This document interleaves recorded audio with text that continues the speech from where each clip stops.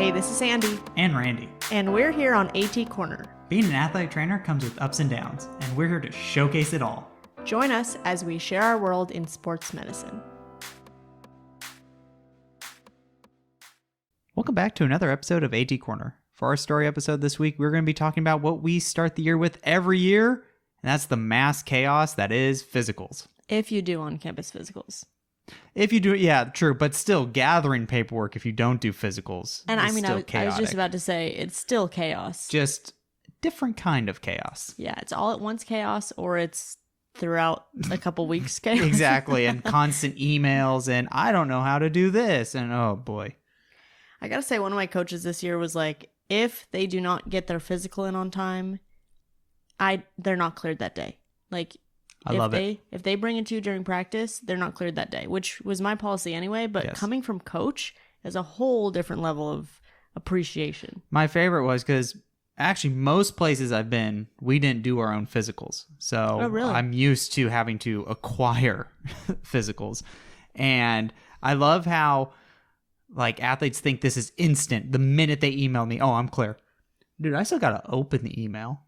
I need to look to see if it's done correctly. And then I have to go on whatever database we have or some kind of form of communication to let people know you're cleared. So just because it's in my inbox does not mean it's instant. The best part is actually when they don't turn it in at all. And they're like, oh, but I got a physical. Ah, that's good. It makes sense.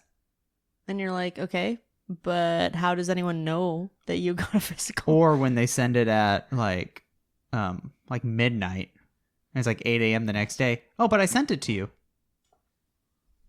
I'm asleep. Like I'm not processing that at midnight. Don't you sleep at school? Do I sleep? Yes, you do. You don't get on very well without sleep. Very true. So I did start our story episode off with an Instagram poll, and I asked if people preferred the... Actually, you know what? I don't actually know if I asked if they preferred it or if they do it. I think I asked if they preferred it. Mass on-campus physicals versus just go get your own physical on your own, like individual. Surprisingly very close. 52% of people said mass on-campus physical and 48% said off-campus. So that's like every other person. Yeah, I think the nice thing with like the on-campus ones are you get to control everything. Your doctors get to see the athletes, and like you can add in certain things that you want to do, like, you know, mental health screening or like performance testing. I know that's pretty common for some people, especially now that you're seeing more like functional tests being used in return to play decisions. Mm-hmm. So that is the nice part. But the off-campus ones are more convenient for you as a staff, kind of. I feel like yes and no, because it's like a constant. I like the on-campus physicals, kind of like what you were saying, because you know what you're getting. Like the docs are going to be consistent on what they're clearing. Like you're not going to get a random person who like doctor shopped and got cleared. You know, like the doctors are going to be always available. Like if someone's like, oh, I have this like previous partial tear ACL, and then like you go talk to the doc and like it's like their knee's loose, or you know, and then you can actually like go talk to them instead of like, let me just call this number and hope this person knows what they're talking about. Well, that's if you even get to talk to them. There's been plenty of times that I've called the doctor's office like for questions, no response. Well, also because they see so many people, like how are they going to remember 100%. Exact person that? And And I was going to say also, too, on the flip side, you're getting docs, too, that understand how to, or understand the demands of athletics, whereas some healthcare providers may not necessarily understand what it totally entails to be a student athlete or an athlete in general. Right. So I did also ask on our Instagram about like the flow of physicals and like what people add. You know, most people said like the normal stations like height, weight, blood pressure, heart, lung, ortho. Like those are kind of like generic, like those are the standard minimum, right? Some people do vision. I used to do vision at one college, and we don't do vision at my new college. Same. Checkout station at the end to actually turn in the physical. That's important because otherwise they walk away and they're like, but I did it on campus, why don't you know? Some people said lab orders, That's so, intense. I know. So that's pretty dope. At the end, I wonder if they have like a connection with their health center, or docs. 65% of people who in a different poll said that they include mental health. Ooh, that's my big project right now. Yeah, I'm gonna do it. Okay, cool. So that's what I'm working towards. So I have a story about that, but we'll talk about that in a second. Some people said they do like sway or like a SCAT or like some sort of baseline concussion, which makes sense. And then someone said they do drug testing. Oh, interesting. That's a bear just all in itself. Yeah, and then our MVP Nicolette said body composition from a dietitian, free in the physical. That's cool. That's really cool. If they want it, it's not mandatory. That's still really cool. Yeah. Nice. Do you want to share some mental health stuff you're working on? Yeah, no, I mean, the idea is adding basically the mental health component to the physical. So, right, like we did this at a previous institution that I was at where there was almost like a mental health day because we didn't do our own physicals. So basically this kind of was us doing physicals where we were very lucky that our psychological services on campus would close down for a day and literally just help out athletics as far as screening. So that, they'd be given a questionnaire, they go through this, and based on their answers, no matter what, they're going to see a mental health professional. If there was nothing really alarming on their screen, it was mostly just to be like, hey, this is what we do, here are the resources, and then it was really quick. If it was someone that kind of had maybe some red flags, or hey man, you kind of responded a lot to like these kind of things, the mental health provider would kind of go into more of a triage kind of situation and then try to hey, let's set the appointment. So then boom, right there, you're already getting it started. And plus it starts the conversation of mental health that like, hey, we're not afraid to talk about it. Like this is just as important as what we do on our normal physical. Right. We're putting mental health. So that's what my idea is with what I'm going to try and do, is try to do that same thing to where, yes, you see a doctor for your physical. Now let's have you see a mental health provider for your mental health screen. Yeah, you got the physical side and you got the mental side. Exactly. You got the body, the person. The person, I like that. Yep. So we got an anonymous one about mental health. At our D2 private university, we utilize the PHQ-9. I will admit that some people can and do fall through the cracks, but we also don't want to overwhelm our athletes during physical days, which can be a lot for all of us. We worked together with our counseling center who provided great insight. PHQ-9 for our physical days, giving everyone at our university counseling information, and if necessary for the mid to higher scores on that, following up with a link for more specific resources, tips, and tools. We also have an additional resource that coaches, athletes, and professors can use to inform our care team of a specific athlete they believe might need additional help or a watchful eye. Nice, that's awesome. So kind of on that topic, we have mental health questions. You know how they have like the physical split up into different med history sections where it's like cardiovascular health, like asthma, concussion history, like stuff like that. We have a mental health section on the back bottom, and there's just several questions. I don't remember where the questions came from. I don't know if they were. I gotta look into where they came from, but we put them. There are things like, I think about things over and over. Yeah. I have lost more than 5, or I've fluctuated more than 5 pounds, in the last year or whatever. I don't know. I don't remember the exact question. I have, and then there's like more specific questions like, have you been treated for anxiety or depression before? Like stuff like that. Yeah.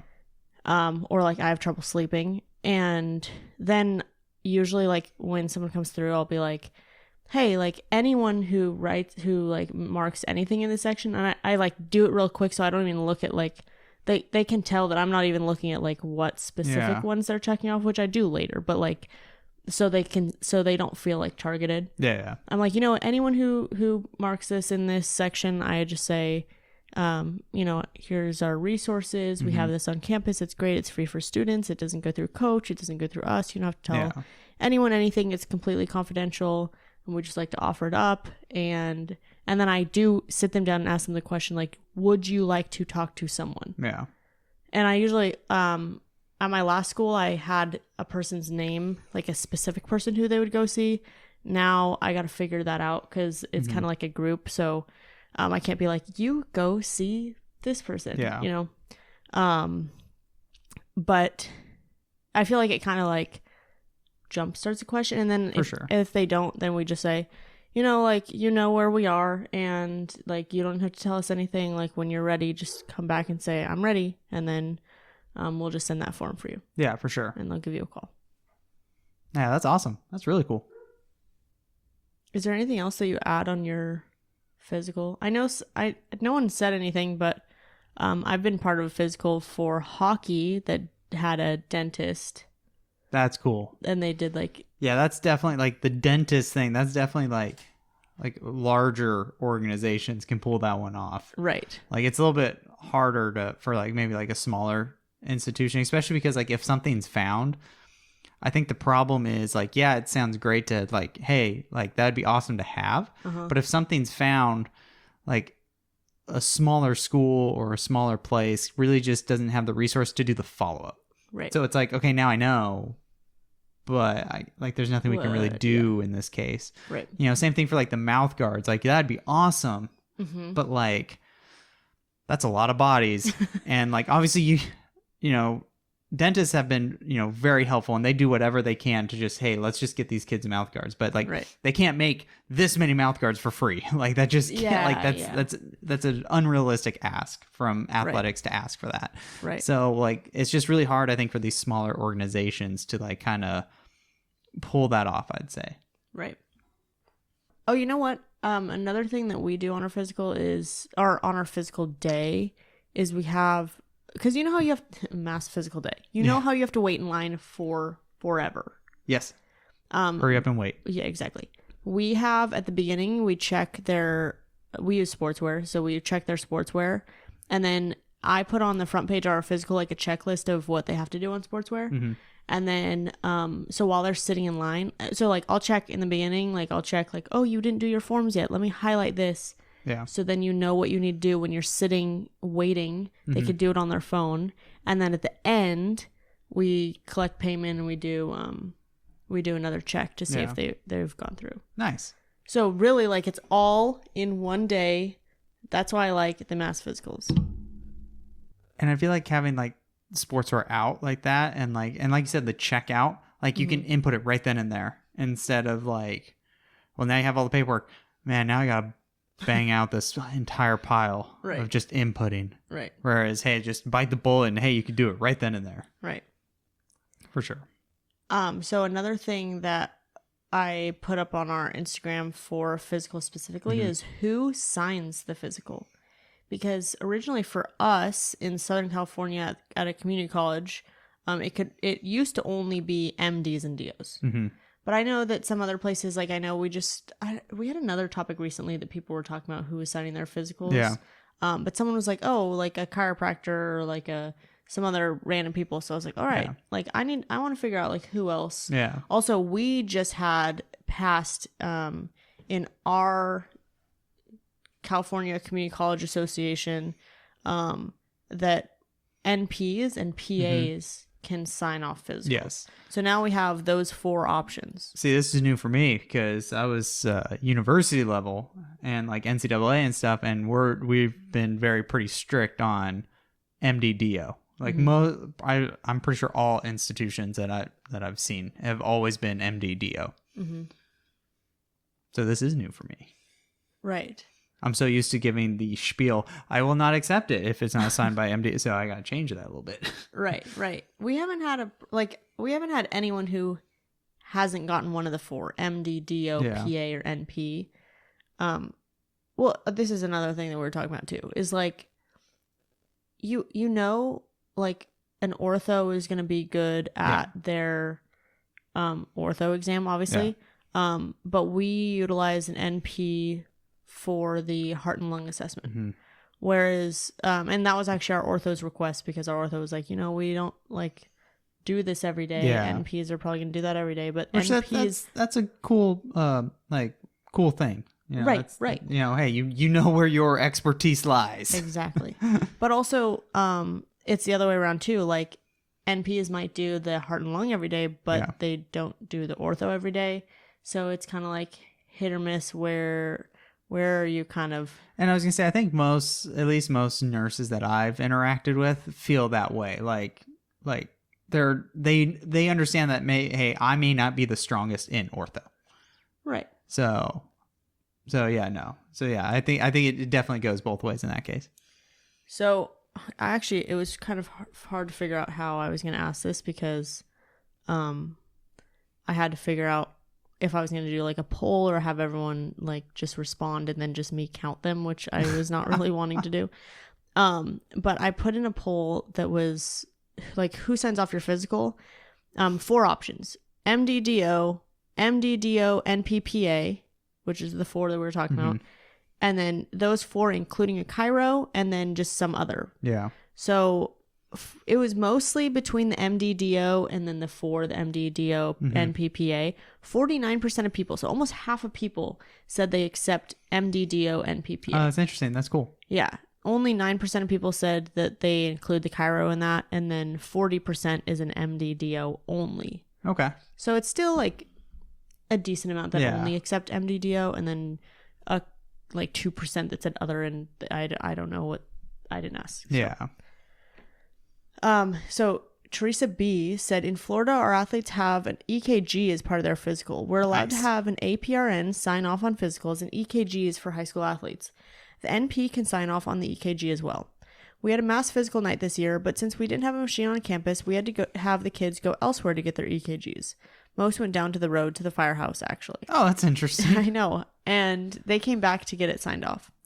We found a couple things on the EKGs, mostly just murmurs that are innocent, but being at a Title I school where some of the students and families can't afford EKGs and the school doesn't have a machine, I think it's hindering a lot of students who would want to participate but simply can't afford it. Which is actually a really interesting, like, I didn't realize that some places required EKGs. Like, I know that some people like have it as part of their mass physical process. Yeah. But well, it sounds like that might be state law kind of thing, maybe, or a state requirement. Yeah. So that's interesting. Right. Yeah. And I don't know if it's like state just for high school or people in Florida, please let us know. We're on the opposite coast of you, so. But apparently our weather pattern is turning into Florida. Don't say that. But yeah, no, that's interesting. It's cool that like that's the requirement, because hey, that's some nice info you got on student athletes, and hey, maybe catch something super serious. But that is the con in this case is making sure that it is accessible to everybody, right? You know, because that is the tough part. We were actually just talking about this with Dr. Kateras on our upcoming episode. Yeah, that's right. Our next week episode. Man, that's nice to be done ahead of time. Next week, we're normally not like that. Dr. Kateras is talking about cardiac flags on a physical. So don't miss that. That's going to be next Wednesday. So this next story is about just fake doctors signing off. Okay. You always hear stories like this, but you're always like, man, is that real? Is that real? Do people do that? Right. Well, my favorite are like when athletes like just send in a like a lined piece of paper that says they are cleared. It's the doc, like signed the doc. Oh, that makes sense. Yes, I believe it. Sure, we'll take that. Like they really thought that was gonna work. Yep. So this one's anonymous. They said just had a situation where 6 kids went to some youth football mass physical day, which that's already like and the doc that did the exam is not a real doc. Oh, okay. The stamp. So they did have a stamp. Okay. It had their name, said MD, had the address, but I searched for the license number, which wasn't real, and I looked up his name on the board website and Google. I checked the address provided on the stamp, and it wasn't even a building. Oh. Called the clinic that he claimed to work at, and they never heard of him. I could not verify anything. What? This is literally illegal. Like you can't do that. Literally. So then I was like, how did you I don't call every number. Like, I have called in the past. Yeah. But I don't call like every number. This person said, sadly, I thought it was fake because of the group of kids that it was. Because they had tried to fake it in the past. Oh, no. So this is like not their first offense. Frequent flyers here. Their guardian, I think this is in the past, who is also a coach, of course, had a sister who worked at Kaiser and took her stamp. And And I'm like, I'm not an idiot. These kids don't have Kaiser insurance.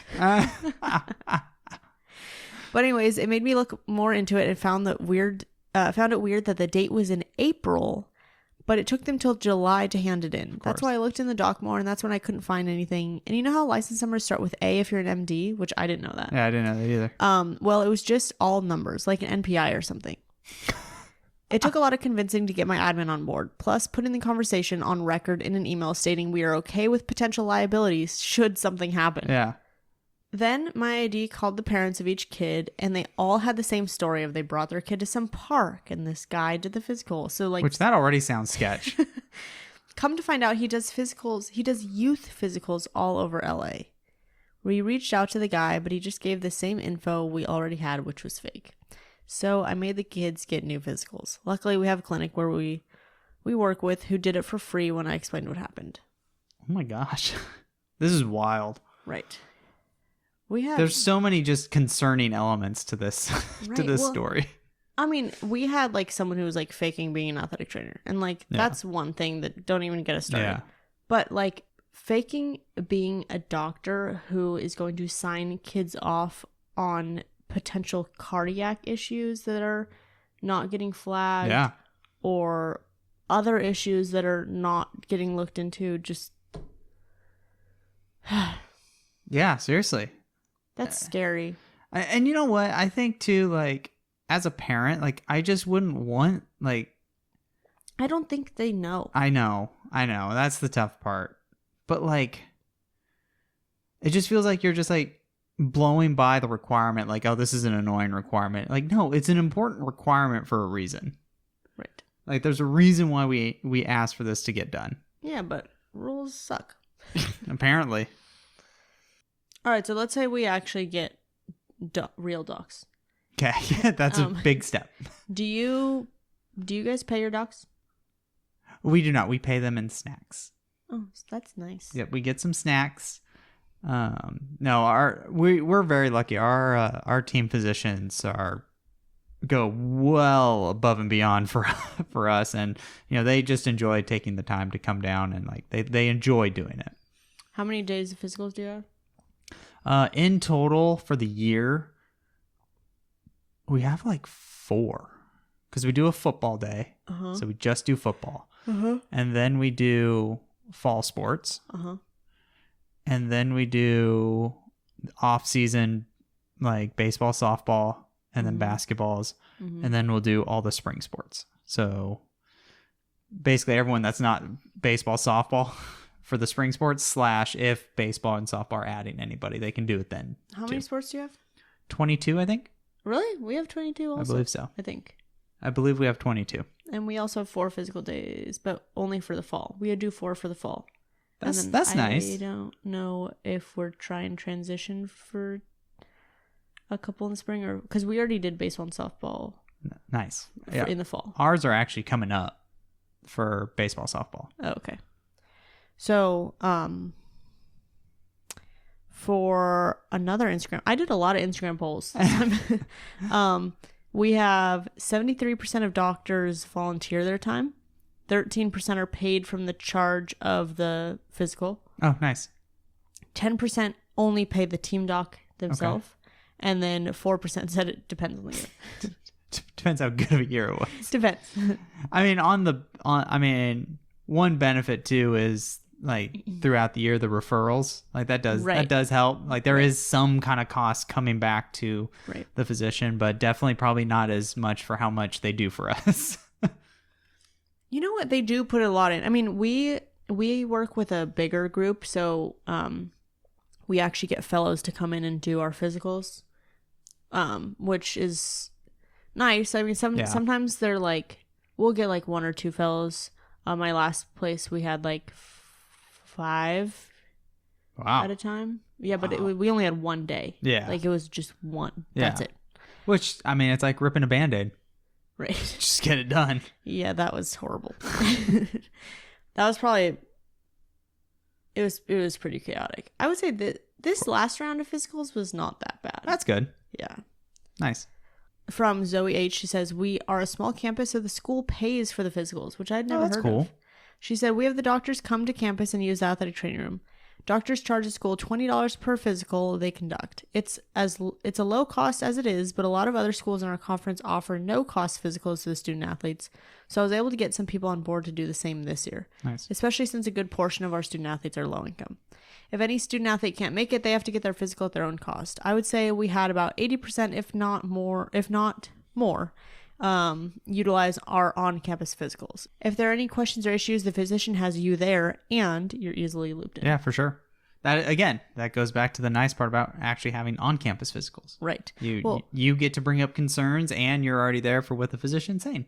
Right. I mean, we also had, like, for example, this year we had a kid who's had just really, like, non-relieving shin splints. And he's like tried everything. He's seen multiple docs, and this time like he saw one of our fellows, and the fellow had mentioned something to him, but then the kid came to me and was like, I don't remember, like he didn't write on my physical, like I don't remember what he said. So I just emailed him. I was like, hey, that's nice. I remember, like, do you remember this kid? You were talking to him about this. He wanted to know what you said, and he just emailed me back. I was like, oh, this is what I said. Nice. Great, thanks. Nice. Exertional compartment syndrome, huh? No. Do you charge for your physicals? No, we don't. That's nice. We charge $10 and we use it as fundraising, but we charge them to get the paperwork done correctly and don't lose the paperwork. That's our cost. Charge them? No. No, that's what they're that's their sole responsibility in this process. That is also the responsibility for us too, but it costs them $10.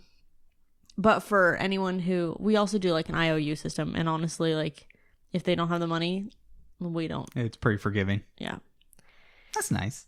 Yeah, it's pretty good. And then let's see. Spencer P says, we're employed by the hospital our docs are at, so everything is free. No specific doc payment. The system makes them participate in a certain number of physicals. Oh, nice. Which I think is also why we get the fellows. I think it's like part of their, like they have to do. Yeah, that's pretty cool. I mean, it's good for the fellows. They're learning. They're learning. They're attendings in training. Oh, you guys don't use it as fundraising, huh? We use it for, I mean, we just use it as extra money. That's so nice. Like, I think we used it on gear, and we bought pizza for everyone for physical days. Like nice. Every physical day we bought pizza with the money. That's fun. Yeah. I'm trying to think what else. We've bought a couple. Oh, we bought Voltaren gel. That's very important. But you see, it goes back to the program. It does. So, you know, it's not like anyone's necessarily pocketing that money. It's literally going back to the student athletes in some way or fashion. Right. Haley L says, I use the funds for ATR upgrades in furniture and intern uniform / swag with screen printing or embroidery. Nice. And then Anonymous says, this year it's going towards renting vans for away games so I can take all my sports med kids and my gear. See, again, it goes back to the program. Right. You know, it makes the program look good. And again, it's giving now opportunity to like students to actually be able to go. And right. Like, that's awesome. That's really cool. So now we've kind of gone through like all the, what I like to call like the admin part of the physical. Yeah. And now, like, let's say you actually sit down, you look at the physical, and I asked, what are the weirdest things that you've seen in a physical? Okay, here we go. So we got a couple, just like, these are some of our question boxes. Okay. Someone said, I learned what ulcerative colitis was from a physical. Okay. I hadn't heard of it, even in gen med class. Oh, interesting. That's interesting. I mean, I've definitely learned some stuff from physical, like, or like we have a section that on the top it says what supplements and medications and stuff are you taking, and so like those I tend to look up and be like, oh, what is this? I've learned about Ehlers-Danlos from a physical. Well, it's kind of med history, but the incoming paperwork. Learned what that was. You know, I'm surprised actually. You're like the second AT who said that they didn't know what Ehlers-Danlos syndrome is.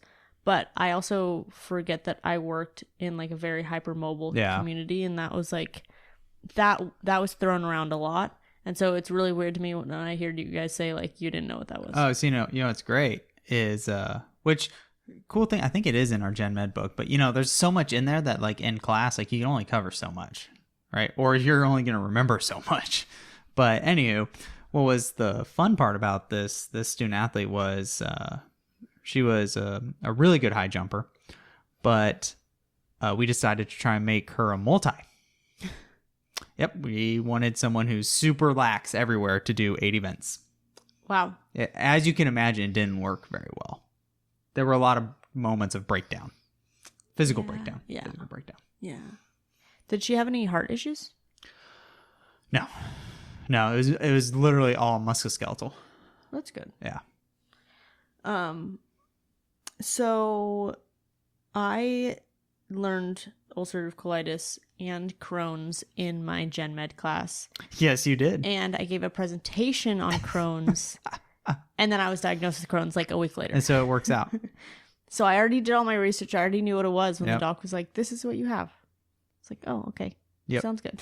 Yeah. Someone said they saw that their kid had an internal defibrillator. Ooh. And they end up not being cleared. Yeah. See, again, physical is very important. Right. Someone had FMF, family Mediterranean fever, so an inflammatory condition that affects her joints and heart. Ooh, I've never heard of that. Me either. Interesting. One time a doc listed an athlete having 2 tattoos. Good to know. I mean, there is a portion on the physical that says skin.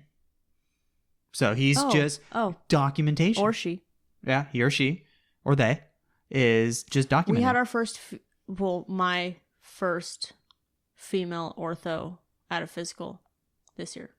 Oh, nice. That's awesome. Yeah. That's really cool. I was super, super excited to see her name on the list. But yeah, the physician is just doing their due diligence. I saw 2 tattoos on the skin. Must be a fellow or a resident or something. Definitely not an attending. I don't feel like an attending would do that. That's a young professional right there. Yeah, but then you also you get all these that you have these very thorough this kid has 2 tattoos, but then you also on the other hand have the kids who say no all down the list, and then don't get questioned. The tough one is when you can't read what the physician wrote. Yeah. That one's tough. Yeah. I'm like, I don't know what that says. We have staff parties. We're like, okay, guess what this says. I had a kid who had G6PD and he didn't put it on his physical. It's a blood disorder. Yeah. And I didn't find out about it until I had to treat him for something else. Super. And then, so I was like, oh, I was trying to do history, figure out what is happening. And he was like, oh, I think his mom told me. Oh, okay. And I was like, oh, that would have been nice to know ahead of time. Yep. I don't even know what that is. Yeah. And then a couple of people said that they had just gunshot wounds. I have had an athlete with a gunshot wound. I have 2, but I didn't know it until later. Nice. It wasn't something that they wrote on their physical. Yeah.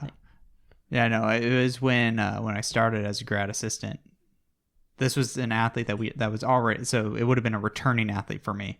Mm-hmm. And before the summer, she was out because of a gunshot wound. So, and then required a lot of surgery and it was a whole ordeal. Yeah, she went through some stuff. Wow. So it was getting her back the certain paperwork that we needed.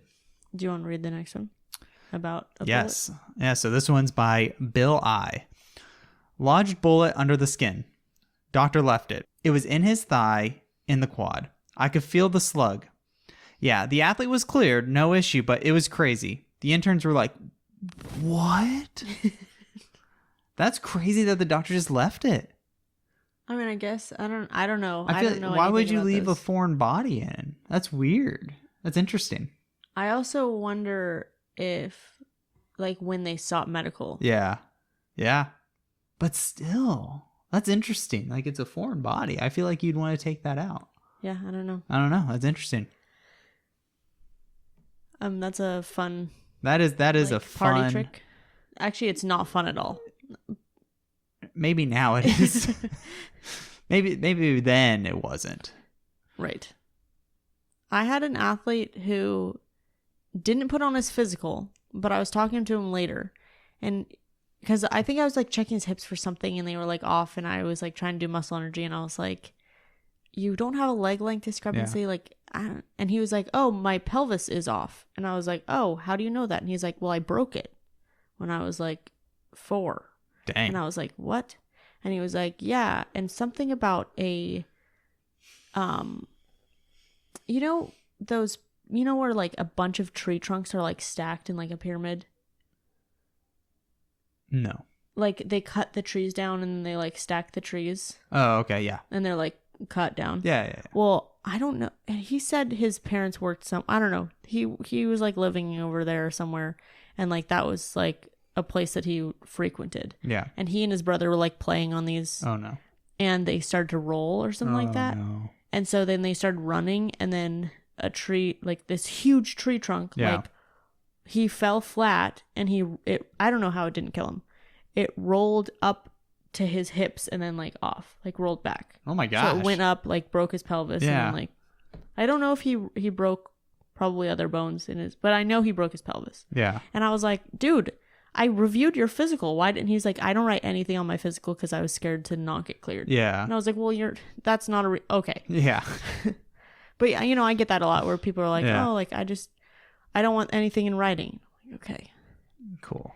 It does not help me. Yeah. And then also the ones I get it, but it does not help me. literally check no on everything.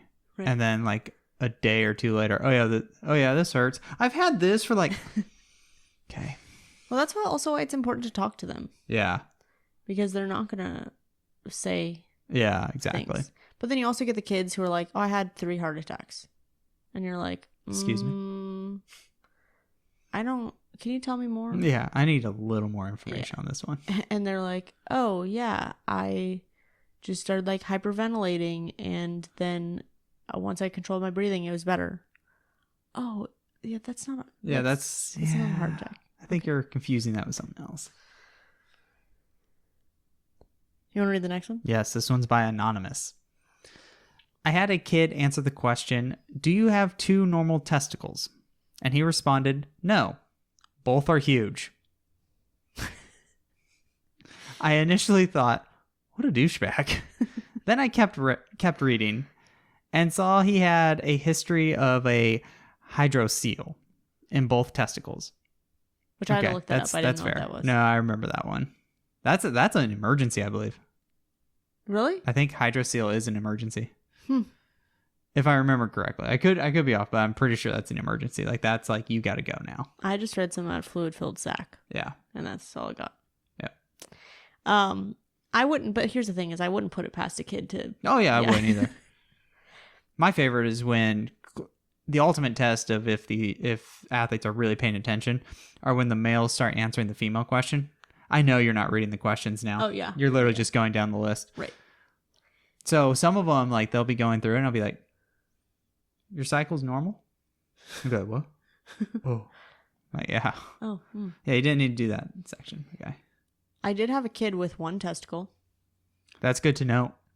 Yeah, and so it was on our, we had a question that said, do you only have one of paired organs, like eyes, kidneys, testicles, ears, or any other? Like, and it also said the spleen, which I was like, the spleen is not paired, but whatever. Yeah. Like, it's just included in that, I guess. And then he wrote yes. And then so I talked to him about it. And then luckily, like, our team doc was there. So I just, like, pulled him over and I was like, hey, let's have a conversation. And we didn't require any extra, like, waiver or anything. We just, like, had the conversation and then just documented that we had the conversation. I was going to say, some places, the risk. I would say some places do that where, like, if you have, like, a single organ that would normally be a paired organ, like, sign some kind of waiver or something saying that you understand that if I lose this organ, like, it could be life altering. Right. You know, so it's important to note that for sure. I mean, luckily, like, losing a testicle is not the same as, like, losing your only kidney. Yeah, seriously. But, I mean, still. Yeah, a lot of have to accept the extra risk. Yeah, you know, obviously there's the aspect of, you know, maybe no children later, but then all like no children like from you. Yes. Yeah. And then also how's that going to affect, you know, hormone levels later in life too? You know, that's going to, you know, now you're going to talk about possible hormone replacement therapy now. Right. So, life altering for sure. Yes. So the another thing that I don't know how we even got this far in the episode without talking about this, but high blood pressure. Oh goodness, yes. This is something that we see. Actually, I wrote on our physical paperwork this year, or our football injury report, like all the kids who need to see me because they need to get their BP rechecked. And my coach comes to me and he's like, "Is this new?" And I was like, "Oh my no. goodness, you probably just don't know about it. Yeah. But this is an every year thing. Yeah. Every year. Happens all the time. We have to recheck so many BPs." So Emily G said to my answer of weirdest thing at a physical. Basically, my first day as a GA, meeting all my new athletes, I had a girl from Australia who had just gotten off her plane to get to physicals. She looked ill, like physically sweating and out of breath. I was taking manual blood pressure during this and took hers, and it was so high, like 200 over 120. Holy smokes. And I'm sitting there just looking at it like, let me do that again. Same thing. Had someone else do it. Yeah. Same thing. Called the doc in, and they basically said, drive her to the ER immediately. I'm new to the city, so I had no idea where I'm going, where to park, etc. This girl looks like she's about to pass out on our drive there. Turns out she'd gotten an epidural in her spine for back pain 2 days prior and got on her 18-hour flight. Oh, no. Leaking CSF. Oh, my gosh. Causing the craziest symptoms. She had to get a blood patch done to stop the leaking CSF.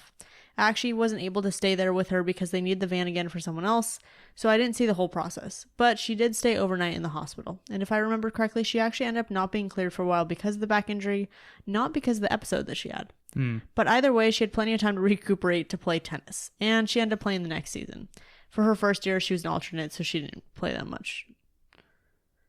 Wow. Right? Welcome to the States. Could you, obviously, first of all, welcome to being an athletic trainer right there. First day as a grad assistant, only that would happen to a grad assistant, right? Like, that's not happening to your seasoned athletic trainer, it seems like. For sure, the GA is going to have to deal with that. Also, could you imagine from the standpoint of the student athlete, literally, you just came from one country to another country, which not to mention the not your home. Not to mention the 18-hour flight is already brutal. Yeah, that is not fun for anyone, let alone someone who just got out of surgery. And now you're being told, just got out of epidural. Yeah, having a back injection. And now you're being told that, hey, you need to go to the ER now. And what about her? She just probably doesn't have health insurance. No. Health in a different country? Probably not. That's Dude, that's a good question. Who paid for that? Is the school taking that on? Because again, I don't think so. A lot of those school insurances, it's athletic injury. But it's not an athletic injury. Yeah, exactly. This happened during was found at physicals. And then some school insurances, you can get a little dicey when it's a pre-existing condition. Right. So, what an interesting case. We have our kids sign up for... if they go to the ER, they should sign them up for Medicare. They have that option, yes. Yes. Another high BP. So this one's anonymous. I had a female athlete who, based off her BP, shouldn't have been cleared. Somehow her urgent care doc thought nothing of her 150 plus over 90 BP. It's fine. It was a hell of a fight, and her parents ended up wanting to sign a paper that would take me and the hospital off liability for letting her play. But my doc wasn't game for that, which thank you, doc, for standing up for that. My doc ended up having a lengthy convo with the urgent care doc about the case. Unfortunately, the urgent care doc stood their ground, and my doc and the athletic admin said liability is on them and just to monitor her.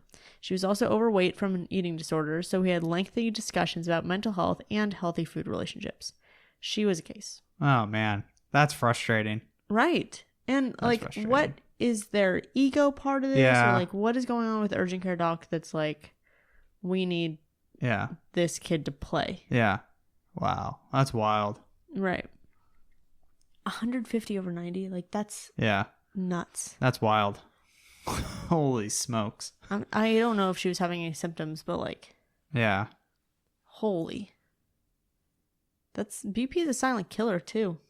Yes, it is. Yeah. So, we actually, speaking of eating disorders, Sarah G has, I asked also, like, ever had an athlete who was not cleared from physical? Yeah. We had like we had a bunch of different answers. This one, she said, I've seen due to weight, possible eating disorder, high blood pressure, low blood pressure, but all were cleared eventually. For the clues for an eating disorder, usually it was like weight in the cycle. Yeah. So she said, I've had a few scenarios. A girl just had very small stature, saw her primary and she was cleared, but her mom was also built very similar. And then an athlete came in with already being diagnosed. Okay. She was actually never able to be cleared for cheer in her 4 years, because she was like in and out of hospitals for it. Yeah. And then had an athlete had prior therapy and felt she was regressing, was able to expedite her through a program with connections. Yeah. And then she was cleared by the beginning of season. That's awesome. And then I asked about like, what do you like? How does that conversation go? Yeah. Like, who is involved? Like, do you take them like right then, or is it kind of later? And she said that we speak with the doctor, myself, and the mom and the daughter. Oh, nice. Yeah. Yeah, I've been like outside of like physicals. I've been in those tough suspected disordered eating cases, and the ones that at least acknowledge, hey, something might be off. Like those ones are like I don't want to say easier, but you can at least go somewhere with that conversation. Right. I've been a part of the tough ones where the athlete, nothing's wrong. Full denial. Yep. There's nothing wrong. I'm fine. Not ready to get help. Yep. That was a tough one. That was a tough one. Yeah. And then eventually, as time built on, it got to a very significant case. I wasn't a part of it because I was a grad assistant when all this was happening, so I was done. So it was actually my counterpart the next year that when everything went kind of downhill. Oh, wow. And they had to be there for that management part. I don't think we've done an episode on eating disorders. I was actually just thinking that too. Send us your eating disorder stories. Yeah. If you have any. We don't have a plan for an upcoming episode, but if we get enough stories, I'll put out some questions. It'd be a good story and educational topic. I know.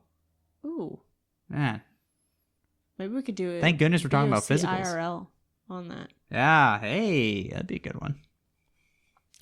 Okay, so you want to read this next one about a disqualification?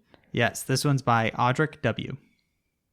Athlete was disqualified as the physical revealed an old UCL tear. Their previous organization never gave them diagnostic testing. They were only put through a return to pitching protocol, then released. Interesting. Which happens a lot in the minor leagues. Organizations avoid liability by arresting athletes, quote unquote, rehabbing them. Then, as long as they throw one pitch, they are cleared and often released. So liability is no longer on them. Oh, interesting. I didn't know that. Well, now you know. Now I know. Wow, that's interesting. And most athletes won't fight it to avoid getting blackballed from baseball. Ooh, this is like the political stuff that I was talking about. Yeah.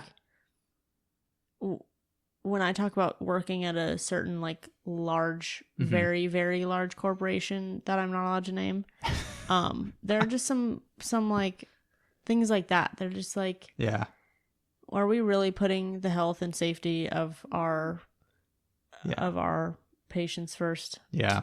Unfortunately, that's what it is. Like these higher levels, the politics of sport get a little more involved in decision making for sure. Right.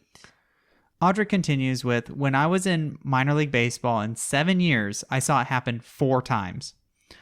They could have gotten surgery and come back, but most guys choose to retire at that point. The cost of surgery, rehab, and then to get a pitching coach and strength and conditioning coach to get them back to where they need to be is an uphill battle covered in barbed wire and landmines. That's a good way to put it. You know what? And this goes to show you just how hard minor league baseball really is, not only on staffs, but also on the athletes themselves. Like if you've been watching ESPN and stuff like that the past few months, like there's been a major battle amongst minor league baseball to unionize and try and get better benefits for the players themselves. Because right now minor leagues are not as glamorous as you may think they would be. But they're getting better. They are getting better. I think the players have struck a big deal that has helped like increase pay and increase certain benefits. That's good. Yeah.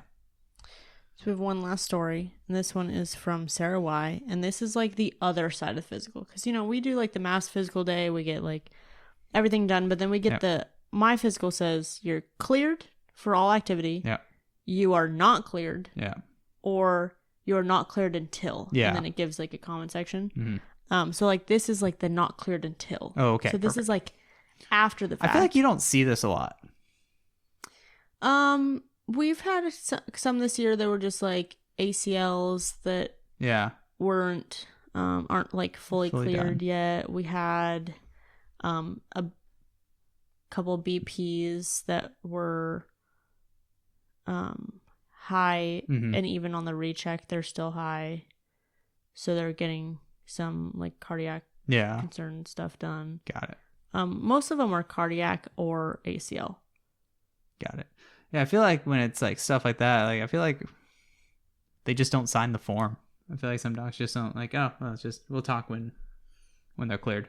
And then they just, once they're cleared, then they sign the form. I feel like I've seen that. I like the documentation process. I agree, for sure. And then I can also see like why. Yeah. That's why I like it, for sure. Right. So Sarah Y says, most of the time we're seeing kids in the sports med department because they complain of an injury at their physical. Usually they have to see us and get it managed before the doc will sign the physical. Usually it's things like apophysitis, patellofemoral syndrome, or impingement. Typically things don't say anything about it, and then it gets brought up. I think we might have had a couple concussions and one ACL tear, but nothing like truly exciting. Nice. Interesting. Which I feel like, because this is a sports med department, so they're probably not seeing the cardiac concerns. Yeah, probably not. Yeah. They're seeing like the orthopedic stuff. Right. But I thought that was cool. Like they get to see the like after. The after, yeah. Right. I know, that's pretty cool. That's interesting. And that's a cool system. Hey, the doc's not signing off on it until evaluated by this department. Right. We had a couple of kids, because our nurse on campus does the heart lung. So we have a couple kids who are like, oh, they were sick. Come see us the first week of school in the health services, and then we'll sign it off. Oh, okay, cool. Because their lungs are wheezy, but we don't know what they're normally like. Oh, also, I totally forgot. I was thinking about this earlier, but there was one physical day that I did when I was a student. Throwback. It might have been one of my first physical days I was part of. And we helped them with an FMS. Oh, nice. Like they had an FMS. And I want to say it was a high school. Nice. See, some places can do functional testing. Right. Yeah. And I think it's important. But there was also a lot of help. Yeah. Like a ton of help. Yeah. If you're it was like my entire cohort. I would say, if you're going to do that, you really got it. Like, you need hands. Right. You need hands. Right. I don't know how long that took, but probably a long time. Do you have any other fun physical stories? No, like I said, most of mine were ever really in person. This is like the first time that I'm having to do in person in a while, I'd say. Most of it was always just like, dude, these kids and paperwork, man. I feel like I've done a lot of in-person mass physical days. Yeah, I haven't done a ton of them. So it's my life I now. have a fun fact about our physicals, actually. Ooh, fun fact. Podcast physicals, because apparently, so I was looking back. Okay. Apparently, physicals was our very first themed story episode. Really? Yeah. The rest were just story jumbles of stories that we gotten, but physicals was actually our first themed episode. Oh, look at that. Isn't that interesting? What a throwback. I know, throwback. Season 4, we're throwing back. So if you guys have if this made you remember a story, you can post it in our Facebook group, facebook.com/group/AT Corner Podcast, Remember that next week we have Dr. Gutierrez coming on for more physical talk, but it's on our education side. So we're going to talk more like what to do with cardiac concerns and what things are actually concerning and what are kind of not concerning. Yep. We definitely heart Dr. Gutierrez. Get it? Get it? Heart. That's good. If you guys would like to share a story in an upcoming episode, we do have upcoming episodes listed in our Facebook group, but we also post them. I'm hoping like maybe Monday, Tuesday, Wednesday mornings, maybe I could post one of those days. Nice. Every other week on our Instagram stories. If you want to participate in our polls or kind of get prompted to submit some stories, that's kind of where we're going to be at. We're also trying to figure this out because we are starting our Doctorate of Athletic Training program. Yes, we are. Online at Ohio University. Go Bobcats. Yeah, yeah, that's right. Go Bobcats. We're Bobcats now. So we're trying to figure out this work-life student balance right now. Yeah, we're just crazy and decided, hey, why not? Yeah. Why not just do it now? We're not busy enough. Yeah, it's fine. Again, as we have said on this show multiple times, we're very nerdy. One half. Oh, I'm very nerdy. I'm getting there. You're sneaky nerdy. Sometimes. You hide it better than I do. So what else? We have every other episode. We did our Facebook group. We have our MedBridge that we're working with still. We have some CU episodes coming up. So if you are interested in MedBridge, we have AT Corner, code AT Corner for $150 off.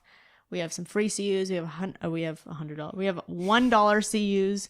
We have regular price CUs all through Mass General Brigham, who you can find through our website or through the show notes. Big shout out to them. Big shout out. They're awesome. I don't know that I have anything else. Nope.